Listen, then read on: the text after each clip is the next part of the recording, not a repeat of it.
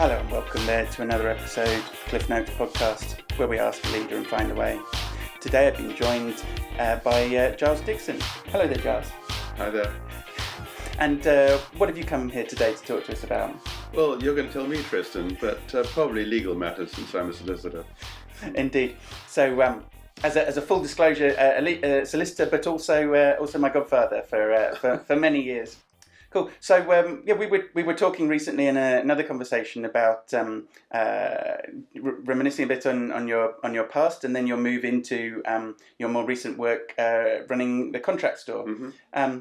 Maybe you could just give us a little bit of background, but what brought you to that point? What, to ContractStore? Yeah. Yeah. Well, I think it really goes back to I lived abroad in the Gulf for many years, and one thing I learned there was that English style contracts can be very long-winded and complicated and using very ancient, arcane language. And so one got into the habit of writing stuff in a much more straightforward way than the average solicitor in those days was brought up to do. When I came back to this country, I already had the idea for template contract documents to be sold, but we didn't in the 80s have the internet. Although I first used an intranet in 1981, I think it was, in Abu Dhabi. But anyway, came back here and worked on it. And the internet came along, and I decided this is a perfect platform for it. So we started with, well, the other thing I should say is that the other aspect of it is that small businesses starting up can't afford legal fees. And what I wanted to do was to produce some fairly straightforward documents which people would be able to download and use, probably with the help of a lawyer, but even with, either without the lawyer or go to a lawyer and have a cheaper deal than if you ask him to write something from scratch. So we started with 50 documents about 15 years ago, and we're now got about 250 to 300 on the website, ContractStore.com. Wow, that sounds great. And I mean, there's maybe the perception, or maybe this is more of a reality, but a lot of legal matters would seem to be fairly standard. You need things when you're starting a business or making new arrangements for logistics and imports, exports, and different things. That many lawyers and people will just get their intern to fill out the forms for you, and therefore you're paying a big markup for something that's sort of Absolutely. fill in A and B. And is that something then that you've been trying to look at to open up a little bit more there? Well, yes. I mean, we sell, an agency agreement or something like that for £30-40, which comes with explanatory notes. It's a Word document, so you can play around with it as well as filling in the blanks. Most, all lawyers work from precedent library. What I'm doing to some extent with ContractStore is bringing the precedent library, the templates, directly to the customer. Okay. There is obviously a risk if people are not entirely sure what they're filling in, but generally speaking, these documents are not complicated. A contract is just an agreement between two organisations or people to do something, and you set out what the terms are. The lawyer is useful because he can think of things the average layman wouldn't in order to give protection and or proper organisation to the document, and those are the sort of things that we add in, mm-hmm. which we think are helpful for people. Indeed. So if people are following these documents to the instruction, they're perfectly valid legal documents. Oh, yes, they don't stand differently. No. I mean, if any signed agreement, if you scribble it out on a piece of paper and sign it, very short, that's a legally binding document, unless there are extraneous factors that get in the way of that. Mm-hmm. So many sort of standard business practices, you need to set up your company and cover different things, and they're just, you can just get on with those and come to your store and fill these forms out, and you're good to go, rather than absolutely. Well, I mean, the first thing that most businesses do now is to set up a website. Not everybody realizes that there are legal requirements for a website. You've got to put certain information there. If you're a registered company, you've got to put the company name, company number, where it was registered, and the registered office address. And then if you're selling goods or services, there's all the consumer legislation. You've got to specify whether or not your prices include delivery and tax, what the payment terms are, and so on and so forth. You have to say if you're a member of a trade organisation, and the whole raft of stuff. We have on ContractStore, there's a package for a few pounds which gives you templates for all of that stuff. There's also, privacy policy. GDPR, as you know, as we talked about it, is has in recent months been a fairly heavy activity for a lot of people, particularly for people on the web. And we have a standard form of privacy policy there with notes as to how to fill it in. So yeah, we try to help people along, really. Yeah, I've certainly people I work with and sometimes just talking with them before doing consultation. Yeah, they do find this concept of having to add privacy policies or how to manage people's data they've taken for granted too much in the past, or they haven't had to deal with. Is this an area that you've had to pick up a bit more on, or help educate people a bit more with these sort of policy documents and things? Well, yes. When GDPR came in, what we did was to put together a series of 4 or 5 emails if people signed up for them, and each email told you a certain aspect of GDPR and where relevant, with links to either the ICO Information Commissioner's Office or to our website if there was a document we were talking about. And that we had quite a lot of uptake on that. And you didn't find it too confusing then, or the part you were? Oh, I don't find. I mean, I did start. It wasn't just me, but I did look into it pretty heavily, and I was working in wearing my other hat with some clients on the subject. But it's not the easiest of topics, and there are all sorts of anomalies as to what the role of a data processor, for example. But I don't really want to talk about that now. No. I mean, we have had a conversation, because I certainly am involved with people with helping their digital transformation when they are working with GDPR. But we do advise people that they will need to go back to counsel from some legal contact, because a lot of it is to do with policy and changing how the company works, or stuff internal to HR and other pieces. It's not just, does your contact form have a privacy policy on it, or do you not send people unsolicited email? There's a lot of other processes and managing and being responsible with people's information. It becomes an asset and a property. There's value to that. Absolutely. And also, I mean, and there are complications. For example, if you're running a website selling stuff and you're using PayPal or Stripe or somebody, they see themselves as a data controller of some of the information, the data you're getting from your customers. So that raises slight complications at times as well. Or if you're using MailChimp, they're America-based. Now, there are rules about passing data outside of the European Union. I mean, I think MailChimp, in fact, comply, because I had dealings directly with them to discuss this. Their lawyers were very helpful. But all of those issues are quite complicated, and the ContractStore is not saying never use a lawyer. We're actually, on every document we supply, says we don't know what you're going to be using it for, so we advise legal assistance. Yeah, but they come back to the documents. It is certain people, just during business, you just know, I need a new copy of that particular document, a new copy of that document, and it's just a more practical use of it then.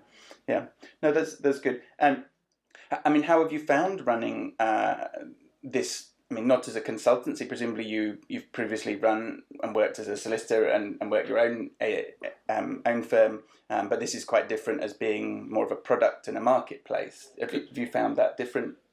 Yeah, it is different. In fact, I still practice as a solicitor. I've got my own practice, and ContractStore is not all mine. So there are two different aspects. But the theory, when one set it up, as I think a lot of people imagine when setting up a website selling stuff, that it's all remote. You set it up and off you go, and you don't have to do very much. And that's not true, because one gets queries and from customers, potential customers, and so on. So we handle all of that. But that's actually quite. I quite enjoy that, talking to people who are not quite sure what sort of document they want. And you can talk them through the different approaches to, whether it's setting up a new business or selling their goods abroad or whatever it might be. And so how long has ContractStore been running? We started in 2002. Okay, so you've been through a few iterations and growth and changes with that. Yes. And I mean, how have you found particular problems or things you've needed to grow with, not so much in the contracts, but actually having a business in this area? We're quite small. Yeah. I mean, we've always been quite small. There Okay. are we have about 7 or 8, maybe slightly fewer now, lawyers who provide the templates that we supply. And then there's a team of 3 or 4 people involved in actually running the business. But it's all individuals. It's all part-time. It's the sort of thing that you're familiar with. Indeed. And then because obviously no one buys a contract to be successful or enjoy the contract in itself. No. But do you get that sort of positive feedback from people? I mean, how do you value people using your product? Because I can imagine they could just walk away with it and go on their merry way, and you don't really know, has it worked out for them? Is it a good product? Are you doing a good service? Well, we don't do as much follow-up as we should, but we do ask for people to fill in a review, send us some feedback. But over the years, if I can recall correctly, the ContractStore documents, in other words, all the ones that we publish rather than ones that we sell for other people, I think we've had not more than half a dozen complaints in, 16 years? It's not too bad. That's a pretty good go. Okay, then just to bring this round to maybe some more current things that are in the news and obviously are on the horizon, for examples of where people might be looking into new or different contracts, is with Brexit still churning away and to have at least in theory its date beginning of next year. If people are looking to their businesses work with export, or they're doing trade shows in other countries, how do you find that the contracts might be available, or they might find use in those for those sort of new arrangements when people are expanding their business? Well, we have a number of contract templates for exporters, cross-border documents. If you're appointing an agent overseas, or a distributor, or indeed finding a manufacturer. And in fact, China's the place where a lot of people go for manufacturing, and we have a Chinese lawyer who lives in this country. One of the 2 Chinese lawyers we work with is here, and we have some dual language Chinese-English contracts, which are quite useful for working over there. But I mean, I think it's, with Brexit coming along, if people want to sell their goods overseas, going to, as you say, to a trade show is one way of doing it, but it's very important, having lived in the Middle East, it's very important that you do have a written agreement with whoever you appoint as your agent and distributor, and you have some proper terms, because it's very easy to meet a charming man in a trade show who will tell you that he will represent you right through the Arabian Gulf or whatever, when anybody who lives there would say, well, actually, all those countries are different. You probably need different agents. And when you've signed up with someone like that without a proper contract, or with a locally produced one without checking the legals, you can find you're stuck, and if you want to disentangle it, it can be difficult. So that's an area where, although we have our templates, I would always recommend getting some local legal advice as well as looking at it from an English point of view. Mm-hmm. But sometimes I find some of these templates are useful to almost try and brief yourself. Absolutely. Sometimes before you go into a meeting, and even a meeting with a lawyer, that you can understand the sort of areas and the sort of clauses that you might not have thought about. And like you're saying, if you're moving into China or another country that English isn't the first language there, and maybe the culture's a bit different, and you're making sort of exploratory steps, or you want to be working more with a partner there, I think it's definitely advisable to have some sort of agreement between you, and be able to know, well, how do we get out of this? How do we change it? If we've grown too big for them, they're too big for us. Whatever that change is, exactly. know where the boundaries are. Yeah, I mean, some of the cardinal rules are, when you're signing up with an agent or a distributor, and you've got a whole different range of products, don't chuck them all in to start with. Start with the ones that you think are probably the best ones to deal with in that particular country, and then expand from there. Always have targets so that they're working to a target each year. Obviously, in the early days, you may not sell very much, but you do need to keep targets as a sort of way of measuring performance to some extent. And yes, and then the sort of get out provisions, you need to be sure that they're going to work if they need to. And the other thing, of course, with Brexit coming along, anybody with an existing arrangement should by now have some sort of, well, agreement, however informal, but preferably slightly formal, with their counterparties abroad. If you're dealing with Europe here, that looks at the possibilities of tariff barriers, customs problems, and so on.